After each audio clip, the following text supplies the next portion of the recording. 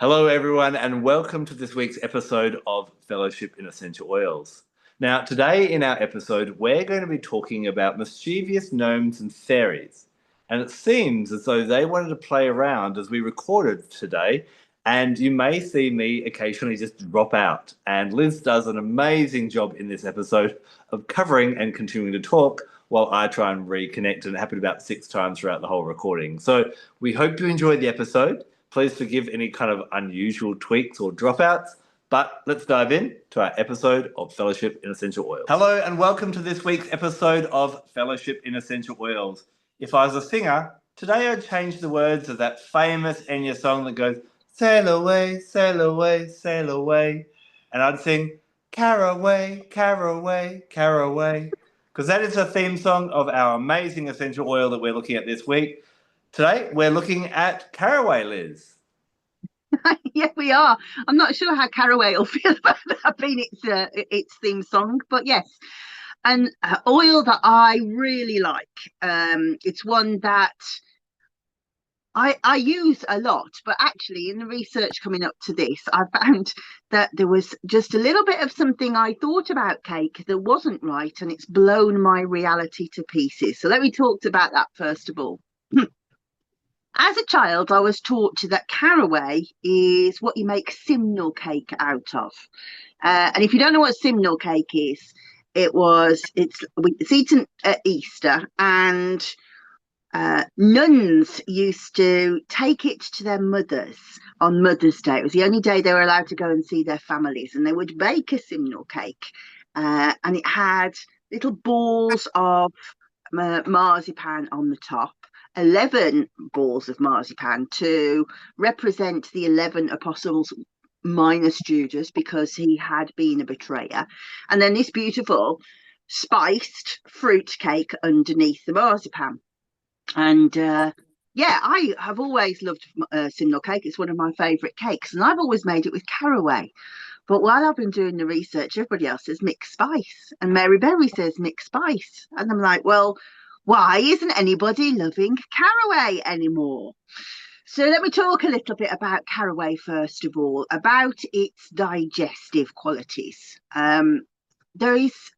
It's always been used in medieval, particularly in umami medicine, where over in Persia, in Iran now, as a digestive. And there is huge amounts of research now into how good it is for things like irritable bowel syndrome, for dyspepsia, for the lesions that happen from colitis. And it has several reasons for doing that. The first is that it's a really good antispasmodic. So if there's a problem with kinds of griping and sort of cramping in the gut, it's able to release that.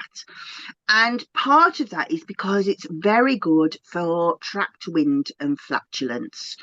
So if somebody feels bloated or sore, actually the clinical research is done not as a comparison between peppermint and caraway. Usually they use peppermint capsules and caraway capsules against a placebo. And so you have this mix of the two oils, which is difficult to be able to sort of separate the threads of research. But resoundingly, for people who have things like dyspepsia, ulcerative colitis, irritable bowel syndrome, they all say, yeah, absolutely fantastic. It soothes the pain. It makes the motility of the gut more balanced, so you don't have this the cramping, but you don't have the constipation, diarrhea, and it smooths things out like that. And those kind of trials tend to be with the essential oil into a vegetable oil, but also with a poultice. So that's quite interesting, because that is the sort of the traditional medicine. So the trials have with caraway oil, which is a fixed oil rather than an essential oil, because it comes from the seeds and they press it out, so it's thick unguent. But with caraway oil, and then with hot compresses and with cold compresses, and both of those are with olive oil. And those with caraway oil showed an improvement of 50%. So 50%, and that means 50% of the people felt better from it. And that was using this compress over the belly 3 times a day. And you could certainly emulate that. But incidentally, the olive oil 53%, depending on hot or cold, laid over the belly and pressed in that way. So before I go on then, what have you got to say about it? Yeah, interesting. One of the main reasons I love it is for that digestive help. And I know there's a book, I think it's called something like Blanchet's Herbal from the 16th century, that says caraway helps to eliminate foul winds and other evils from a man's stomach. And I love the way that that's put. But yeah, you're talking about the trial there where people are having it in a veggie cap. Do you think topical use of just massaging that over the belly would help as well? Oh, it definitely does. That's how I use it. And I really like poultices and compresses. We don't talk about them enough, really. So putting warmed oil on, and then a warm cloth over the top so that it relaxes the muscles. And caraway is also known to be what's called a galactagogue, in that it will pass through into breast milk. Now, there's a lot of sort of debate as to whether you should use caraway when you're breastfeeding or not, based on its effects on estrogen, which we'll talk about in a minute. But we do know that the taste of the caraway and the properties of the caraway go through breast milk and are really helpful for babies that have got colic. And so we know that it helps the colic because it reduces the spasm of the intestinal spasm. It releases that trapped wind. I have to say, my eldest child, my daughter Amy, had horrific colic. And I used to use caraway and dill. And I did exactly that, put a little bit rubbed on her belly. And I used to lie her over a cushion that had been on the radiator so that it opened up the intestinal tract. And she would just sit there and lie there and burp and burp and burp and burp. And then stop squealing. My goodness, she squealed when she had colic. So very good, but you would only use tiny amounts, obviously, for a baby. I would say 1/15 of a drop. So those of you who haven't watched the videos before, that's one of my favorite things to do. So 1 drop of essential oil, 14 drops of carrier oil, then use 1 drop of that mixture. Still extremely strong, plenty strong enough for a little baby with colic for sure. And then just rub it over the belly and put them over something warm, or lay a warm cloth over the belly is absolutely fantastic. And this action of caraway over the gut and over the digestive system is really quite wide ranging.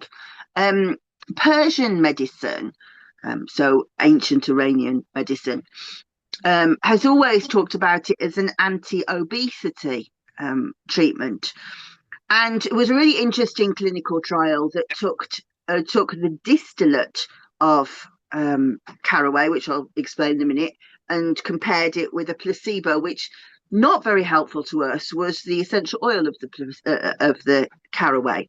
And I will tell you that the distillate was much more helpful. So the distillate is what you would call the hydrosol, or the hydrolat. So when the essential oil is distilled, you get the essential oil, and then it's the water that's left behind. And you might think, it's the same thing, but just not weaker. That isn't true, because there's lots of constituents that are left behind in the water. Sadly, they didn't go on to elucidate what was left. But we'll talk about the essential oil in a minute, and there can't have been many things, really. But what they found was that drinking this distillate, and if you like, I'll give you the link to the trial because I think it's really fascinating, and it's many layered. Drinking it 3 times a day not only reduced appetite, but also reduced levels of blood sugar, the glycemic index. It reduced the hip to waist ratio. It reduced the fat all over the body, and also reduced the cravings for carbohydrates. So, I mean, this is really interesting medicine. And remember what I said, that it was the hydrolat, not the essential oil. The essential oil is really interesting as a medicine, to use that word loosely, because in effect it's made up really of only two different constituents. Carvone, which is what you would find in spearmint, and also limonene.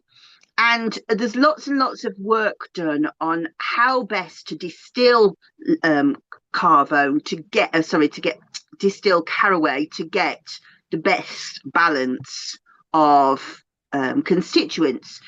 So usually it's around about 50% carvone, 45% limonene, and then just like 5% of other things, which one of which is myrcene, which is that really relaxing constituent in cannabis that gives you couch lock. Limonene, you will know, is antimicrobial, and carvone is extremely good for pain, and it's probably the carvone that helps with the cramping side. And based on how you distill caraway, based on how early you harvest it, whether you break down the seeds or leave them whole, whether you do a hydrodistillation, or oddly you distill with ultrasonic power, which I'd never heard of before, you can really influence the balance. And it said that the best balance that you can get, if you're going to look at a GCMS report, would be a slightly higher limonene to carvone ratio, but really that's semantics. But yeah, so this beautiful balance on the gut was able to do many, many things right across digestion, from, as we say, reduce it, helping against the scarring for people who've got colitis, who've got Crohn's disease, flatulence, I loved your quote, bloating, but then also affected blood sugar, also affected fat metabolism, also actually reduced appetite to help with weight loss. So it is a really important essential oil that people just don't talk about very often. No, I find that as well, that it is kind of a bit of a rare one. And, I don't know how, we're over 70 episodes now, and we only just kind of got round to it because it didn't jump out as being a priority. But yeah, it is really interesting in the diverse uses that can be for. I know people are going to be listening. You've told them they can't have cake, but you've now told them they can lose weight with caraway. Is that a topical application as well, do you think, for the weight loss and the carbohydrate reduction? Don't eat the cake. Don't eat the Simnel cakes, because it's working for me. I'm very obsessed by the whole thing. Well, I don't know. Well, I would say no, because it's the distillate that was the successful thing over and above the essential oil. I have no idea why they use the essential oil as a placebo. It makes no sense to me, but actually it's quite useful from our point of view that we can say, no, it's not the essential oil, it's the distillate. The other thing that we should say about it is it has a profound effect on estrogen, and so this makes it quite a problematic essential oil if you are planning to get pregnant, or if you are pregnant. What it was found was, in clinical trials with rats, I have to say, that and also orally administered, so not the same as our topical administration, but still relevant, that over time it really affected levels of estrogen dramatically, and it really affected the levels of progesterone and made them sink. So within the corpus luteal phase, so let's explain what that is. So when a woman secretes an egg out, what will happen is the egg will, it it doesn't have an eggshell because they don't have eggshells, but imagine that it had an eggshell. The eggshell breaks away, and the eggshell is part of what secretes progesterone within the inside of the uterus to be able to support a pregnancy. And what's important in a good fertility cycle is that the corpus luteal stage is long enough for that to happen. So, which is why it's important to have the right length of menstrual cycle. But if something happens that will stop that progesterone from being able to rise, then you cannot sustain a pregnancy. Pregnancy really requires a progesterone rich environment to be able to survive. If the progesterone drops, then the pregnancy will fail, and that is what Caraway does. So it's really important that if you're trying to get pregnant, this is not an oil that you use, and likewise, if you are pregnant, you should definitely stay away from it.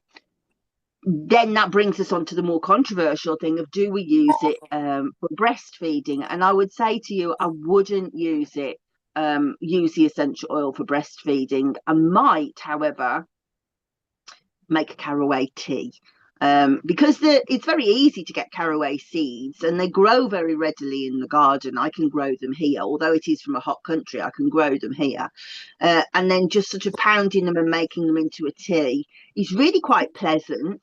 And so that would be quite a good way, I think, if you were really struggling with making enough milk, then you could drink a little bit of the tea.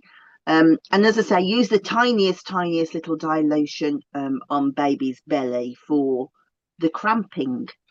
Another interesting trial was about the use of caraway seeds this time for people who have a hypothyroidism. It was able to balance out the T3 and T4 hormones that have imbalance with all sorts of different thyroid conditions, for things like Hashimoto's, but also just like hypothyroid.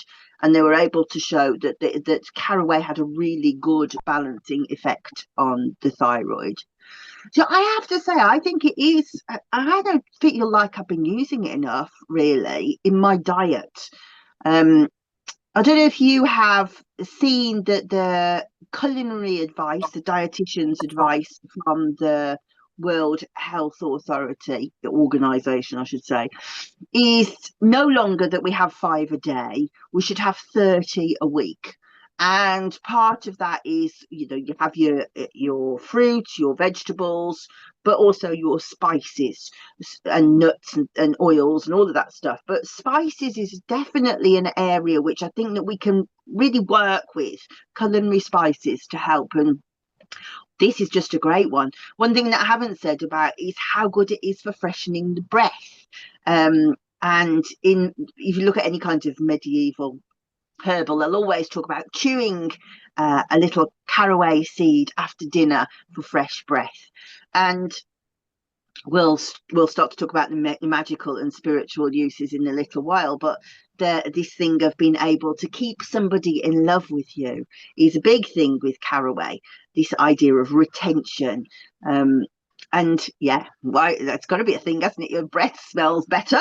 It could definitely go off someone who has poorly breath.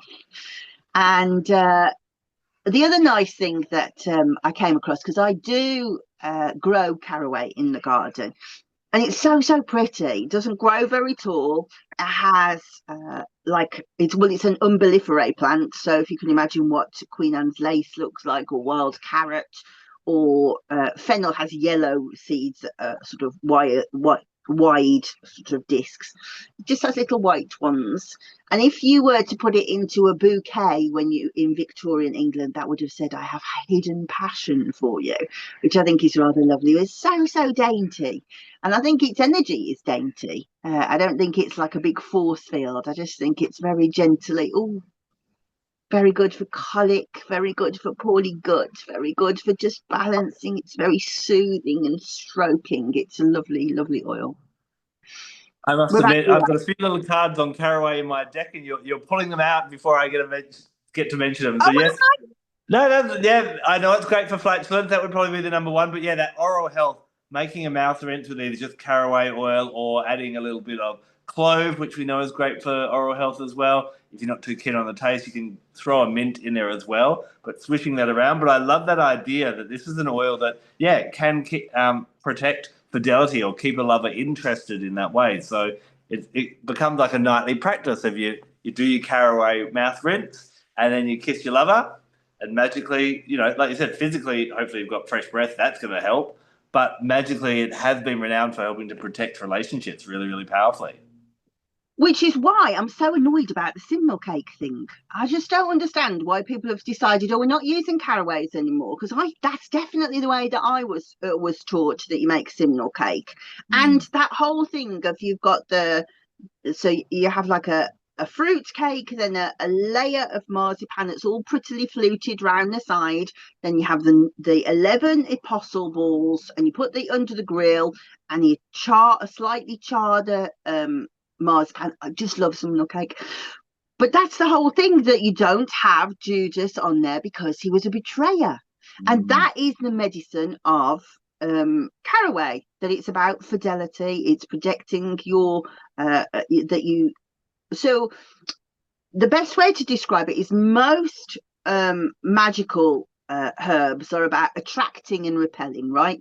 I want to attract something to me, I want to send something out, or get rid of something, eliminate something. That's the best word. That's not this. This is about retaining and holding. And so, if you were to do like a hand fasting ritual, quite often caraway's used in a hand fasting ritual because it's about fidelity. It's about holding on to one another's love, and just about wanting to keep looking at each other. No, and actually, that thing with the cake, I don't want to let this go. I'm sorry, Mary Berry. You've said it's mixed spice, but I'm quite upset about the whole thing. Yeah, I know it's quite a fascinating and unique oil in an energetic level. I have found it to be one of only two oils that can be used for both that protection or that shielding, but also for kind of it blesses and consecrates as well. Do you know what I mean? I'd say a Yeah, really powerful word for it would be it's almost shielding. So, I've found references to, we've talked about fidelity in relationships. There is a practice of, traditionally it was a caraway seed, but we can now bring in the oil, which is that power punch of that plant. Popping a drop in your purse or your wallet is said to counteract theft. Popping a few drops of caraway on your doormat is said to ward off unwanted guests.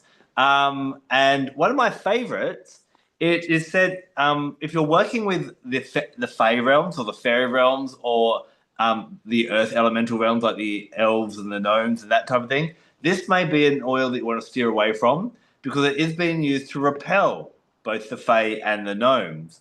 Normally, when you've been having bouts of bad luck and they're kind of playing little tricks, which hopefully we've been covering quite well in this recording, but our internet is doing dodgy things and I keep disappearing for some weird reason. So I've been wafting caraway around my space as Liz has been covering for me as I suddenly get disconnected and come back. So a really good one for protecting what's sacred to us. I think there's another reference to putting it under babies' bassinets as well to protect them. So anything that we hold dear to, it's really really powerful for protecting that. But then we can also use it as like an anointing oil. So if you've got magical tools or if you're doing anything where you want to protect and consecrate something, especially on that spiritual level, I'd pop a drop of caraway in there. So it's very similar in its way that frankincense is used to both protect but consecrate and bless.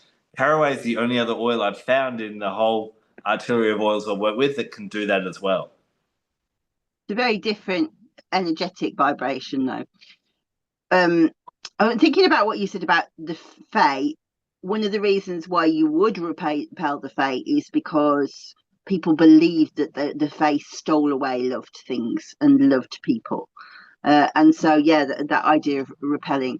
I like what you say about the caraway and the frankincense. And if you were to be I don't think it has the same spiritual. Yes, it definitely doesn't have the same spiritual religious connotation as frankincense. Different, but also doing, if you were trying to make a blend, the oils that you would blend with frankincense are entirely different to the ones that you would use to blend with caraway. So it kind of opens up a bit more of a language to you, really. So, for example, if you wanted to do like a love blend because you wanted to honor, your relationship, and I think the word that we've probably missed here is gratitude. I feel very grateful with, and I really feel, I'm enjoying the loyalty of, and I really want to protect and cosset and honor that, that's a caraway feeling. And they would probably, if you were doing love things, and that frankincense doesn't exist within that realm. It's got the kind of piney scent, where you want flowers, really, don't you? Flowers and spices and resins, but by that I mean like myrrh and maybe opopanax, galbanum, those kind of rich smells.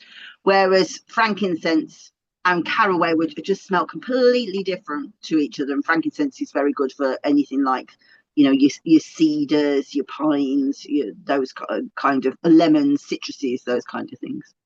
Yeah.